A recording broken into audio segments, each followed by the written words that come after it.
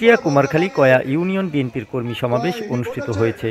শুক্রবার বিকেলে কয়া বাজারে এই কর্মী সমাবেশ অনুষ্ঠিত হয়। কর্মী সমাবেশে প্রধান অতিথি হিসেবে উপস্থিত ছিলেন বিএনপির চেয়ারপারসনের উপদেষ্টা মণ্ডলীর সদস্য, কুষ্টিয়া ৪ আসনের সাবেক সংসদ সদস্য সৈয়দ মেহেদী আহমেদ রুমি।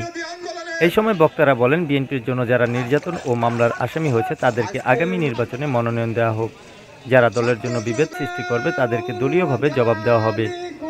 এই কর্মী সমাবেশে কয়া ইউনিয়ন বিএনপির সাবেক সভাপতি মোহাম্মদ মজিবুর রহমানের সভাপতিত্বে বিশেষ অতিথি হিসেবে উপস্থিত ছিলেন কুমারখালী উপজেলা বিএনপির যুগ্ম আহ্বায়ক ও জেলা আইনজীবী সমিতির সাধারণ সম্পাদক অ্যাডভোকেট এস.এম. শাকির মাহমুদ, জেলা বিএনপির সাবেক সাংগঠনিক সম্পাদক খন্দকার শামসুজ্জোহা জাহিদ, কুষ্টিয়া সাংবাদিক ইউনিয়নের সভাপতি ও জেলা বিএনপির সাবেক যুগ্ম সাধারণ সম্পাদক আব্দুর রাজ্জাক বাচ্চুর, কুমারখালী পৌর বিএনপির সাবেক সাধারণ সম্পাদক অধ্যক্ষ মোহাম্মদ তরিকুল ইসলাম লিপন, খকসা উপজেলা বিএনপির সদস্য সচিব অধ্যক্ষ আনিসুজ্জামান আনিস, কুমারখালী উপজেলা বিএনপির সাবেক আহ্বায়ক কমিটির সদস্য রাজল করিম মিলন।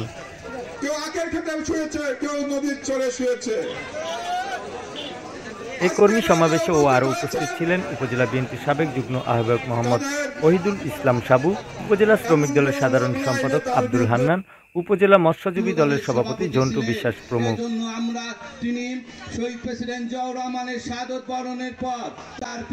এছাড়াও এই সমাবেশে জেলা, উপজেলা, ইউনিয়ন বিএনপি ও অঙ্গ সংগঠনের বিভিন্ন পর্যায়ের নেতাকর্মী ও সাধারণ জনতা উপস্থিত ছিলেন।